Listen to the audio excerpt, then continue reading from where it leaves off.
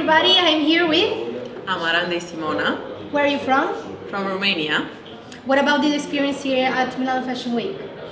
Oh, it was beyond my imagination. It was great to be here. I'm so glad that I've had the opportunity to be here, so I just can't wait to be back. Oh, great. What about the collaboration between New York Makeup Academy and MBA? Oh, because of this, I came here because the first time I was at New York and talked with Claire, and then because of this collaboration, I couldn't be here. So it's very nice for me.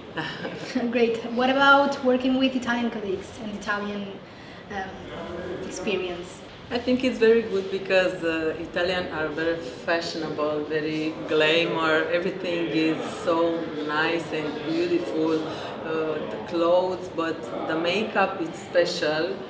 Even here at Fashion Week, everything was different from what I have home. So the people are different. So it's so nice to me to meet someone else that is different from my culture. Yeah. Can you describe your experience here in Milan with 3 words? It was exciting. Everything is very professional, and all this experience was very, very beautiful. Okay, thank you so much for your time. So nice, thank you. Thank you.